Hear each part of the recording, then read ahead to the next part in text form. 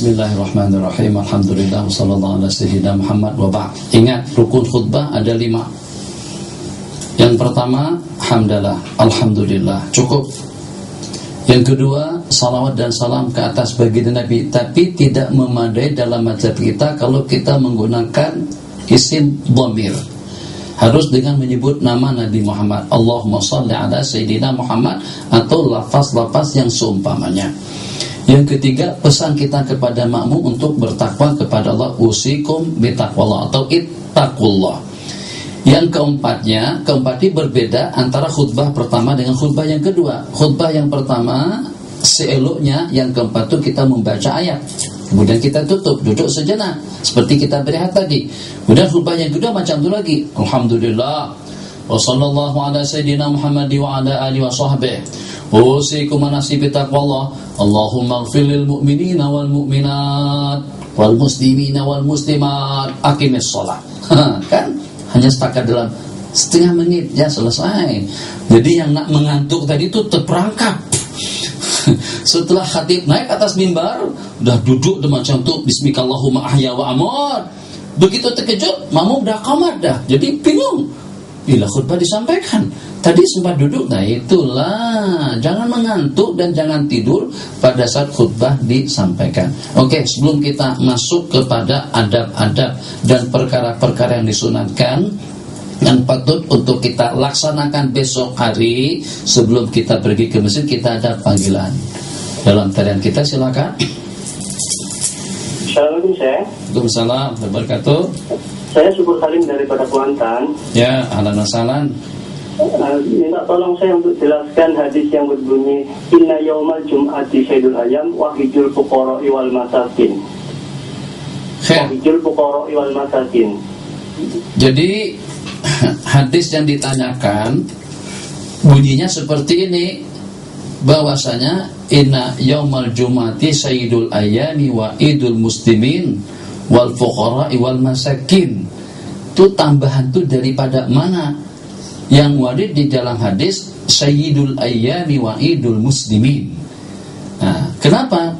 Sebab yang walaupun Nabi kita tak sebut fuqara, masakin, dan juga dengan kumpulan-kumpulan yang bersama mereka, tetap saja mereka sudah tercakup dalam kumpulan al-muslimin. Baik dia miskin, fakir miskin, orang pejabat pegawai kerajaan, menteri, salatin, hukama, fuqara, masakin. Jadi sesiapapun asalkan dia daripada golongan orang Islam, dia tergolong dalam lantunan hadis yang diriwayatkan. Sayyidul ayyam wa idul muslimin. Jadi kalau dengan tambahan yang disebutkan oleh si penanya tadi itu, seingat saya, kalau seandainya saya tersalah akan saya ralat nanti pada pertemuan akan datang. Itu tidak ada. Yang warid di dalam hadis bahwasanya hari Jumat itu adalah Sayyidul Ayyam wa Idul Muslimin. Dia bukan hanya Idul Muslimin kepada orang-orang miskin dan juga kepada orang fakir saja, akan tapi Idul Muslimin itu kepada segenap lapisan umat Islam di seluruh dunia. Jadi tidaklah perlu dengan kita mengkhusus-khususannya kepada mereka. Sebab bagaimanapun, seperti apa saja jabatannya, seperti apa saja kedudukannya, seperti apa saja banyak harta dan kekayaannya, tetap dia tergolong dalam kumpulan antumul fuqara'u ilallah. Kalian itu adalah orang-orang yang fakir dan juga orang-orang yang miskin di sisi Allah Jalla wa'ala. Kalau Allah duitnya banyak, tetap dia miskin dengan rahmah. Kalau Allah hartanya banyak, tetap dia miskin dengan maghfirah. Kalau Allah jabatannya tinggi, tidak ada pangkat atau tidak ada orang yang lebih tinggi pangkatnya daripada orang yang berkenan. Satu-satunya di dunia, sudah tidak ada duanya, tetap juga dia miskin. Miskin dengan kasih sayang Allah, miskin dengan maghfirahnya Allah, miskin dengan keampunannya Allah, miskin dengan anugerahnya Allah. Kalau seandainya Allah cabut salah satu saja daripada nikmat yang Allah bagikan, katakan saja dengan denyutan daripada jantung yang berdenyut, kekayaannya, kemewahannya, kedudukannya, jawatannya itu sudah tidak ada arti. Jadi kalau kita katakan tidak ada kelanjutan hadis dengan fuqara dan masakin, tidak problem, tapi tetap itu adalah hakikat yang sebenarnya. Mungkin ada penanya daripada stadion, silakan. Haji. Bismillahirrahmanirrahim. Assalamualaikum Syekh. Salam. Ini soalan pada Facebook tentang tayamum. Bolehkah digunakan yang satu untuk khatib berkhutbah kemudian menjadi imam solat, sedangkan tayamum hanyalah untuk satu solat fardu saja? Jadi tayamum kalaulah berlaku yang semacam itu, sehingga sampai secara terpaksa yang bertayamum itu yang akan bertugas untuk menjadi khatib dan sekaligus merangkap sebagai imam. Kalaulah secara terpaksa berlaku semacam itu, apakah kira-kira memadai dengan satu kali tayamum atau harus dengan 2 kali tayamum? Tidak, harus dengan 2 kali tayamum. Sebab itu 2 kewajiban yang berbeda. Jadi sebagaimana sembahyang Jumat hukumnya wajib, khutbahnya pun juga hukumnya wajib. Bahkan itu sebagai syarat sah untuk kita melaksanakan salat Jumat harus didahului dengan 2 khutbah. Dan orang yang berkhutbah atau yang menyampaikan khutbah harus dalam keadaan bersih. Yang pertama daripada hadas besar dan juga daripada hadas kecil, dan juga anggota tubuh dan juga tempat berdiri. Kemudian yang kedua, kemudian syarat yang kedua dalam keadaan menutup aurat. Syarat-syarat yang disyaratkan dalam sembahyang. Jadi selepas turun daripada mimbar, yang namanya tayamum tak makan waktu, tidak akan memutuskan mualat antara khutbah dengan sembahyang. Sebab di antara daripada syarat pelaksanaan salat Jumat harus dilaksanakan secara berturut-turut. Jadi jangan sampai setelah imam selesai daripada khutbahnya, turun daripada mimbar, jadi penghujung biasanya yang dibaca oleh khatib, innallaha ya'murukum bil 'adli wal ihsan wa ita'i dzil qurba wa yanha 'anil fahsya'i wal munkari wal baghi ya'idukum la'allakum tadhakkarun fashkurullaha yashkurkum wazkuruhu 'ala ni'amihi yazidkum wa la dzikrullahi akbar wa aqimis shalah. Terus sepatutnya kamar saja lagi. Lepas kamar, sabar-sabar, jangan lupa nanti dengan kita akan berkumpul di Stadion Bukit Jalil, di mana ada satu perhimpunan agung. Apa saja bentuk pengumuman yang semacam itu akan memutuskan mualat. Tapi kalau selepas khutbah tadi itu turun daripada mimbar, kemudian sudah siap-siaga dah debu yang akan ditayamumkan, sapukan 2 telapak tangan. Yang pertama untuk di muka, sapuan yang kedua untuk kedua belah telapak tangan atau sampai ke siku sebagaimana benar kita, dan langsung saja kita laksanakan sembahyang tetap dengan 2 kali tayamum, karena itulah 2 kewajiban. Silakan tanya selanjutnya, panggilan dalam talian kita, silakan.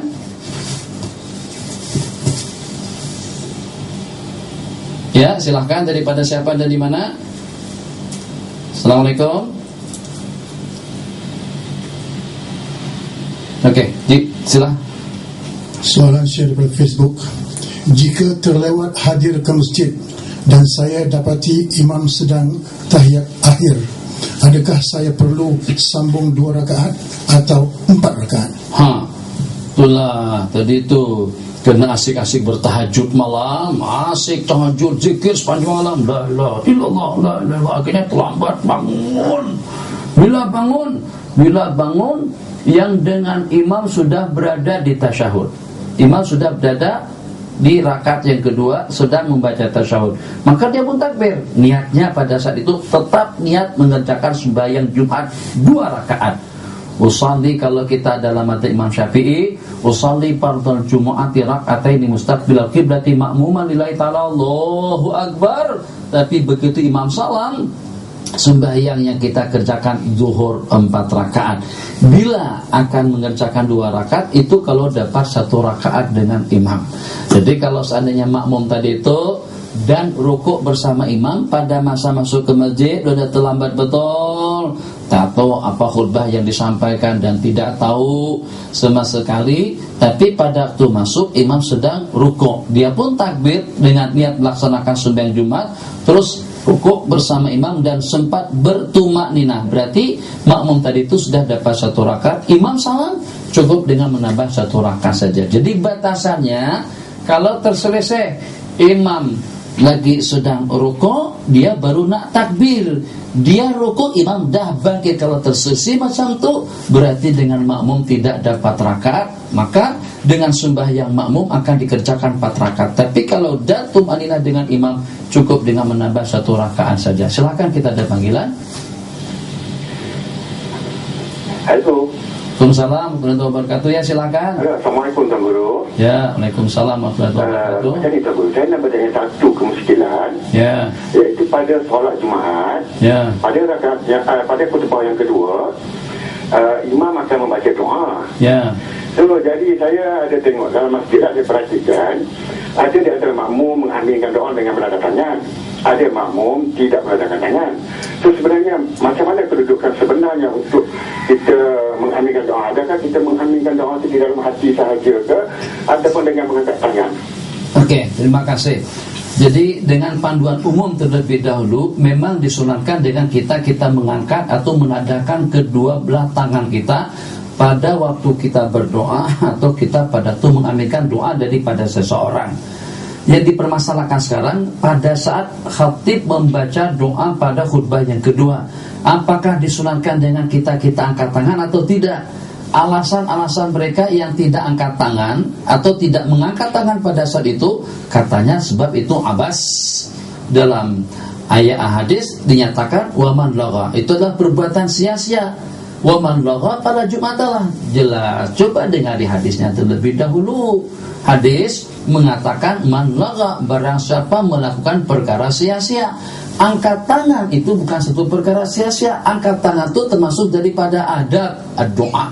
Adab-adab kita berdoa seperti memakan yang halal dalam keadaan suci dan bersih, menghadap kiblat, dan juga menadakan kedua belah tangan kita, baik adai yang berdoa ataupun juga yang mengaminkan.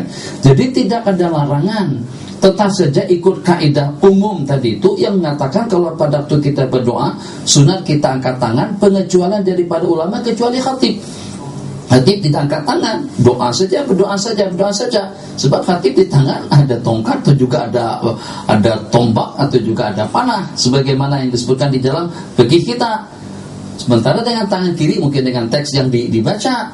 Nah, jadi khatib tidak angkat tangan. Kalau dengan makmum terserah, nak angkat tangan elok, tak mengangkat tidak mengapa. Tapi insya Allah dalil mereka yang mengatakan tidak dianjurkan untuk mengangkat tangan sebab itulah perbuatan sia-sia, itu memang tidak betul. Kenapa?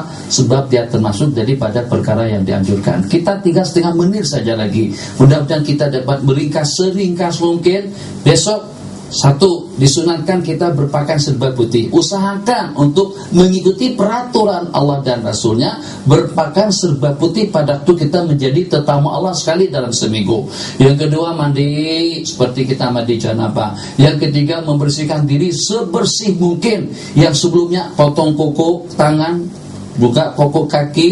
Itu juga dengan bulu ketiak yang sudah lebih jadi pada 40 hari, dah panjang 13 cm, cukup cabut semuanya. Itu juga dengan bulu-buluan yang ada di sana, tuh dicukur, dikerat, bersih, masya Allah tabarakallah, berwangi-wangian. Pergi usahakan pada awal waktu, paling tidak sebelum azan pertama berkumandang kita sudah duduk di masjid, sembahyang dalam 2-4 rakaat semampu kita, dan berikan tumpuan khutbah sepenuhnya.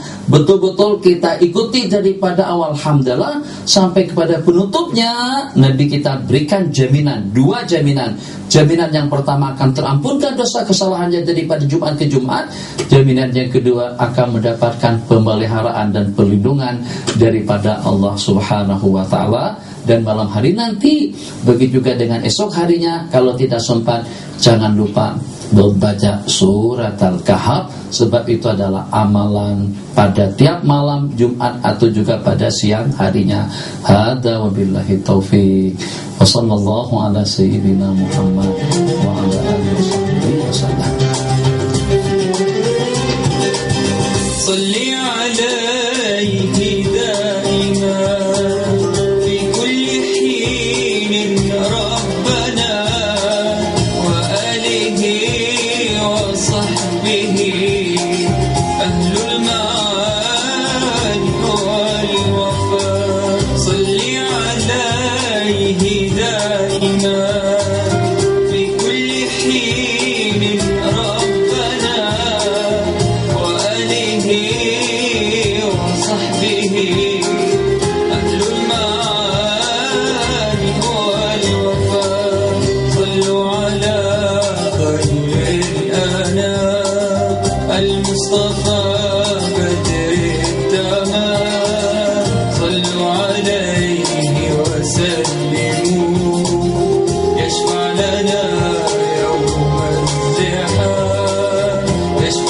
لنا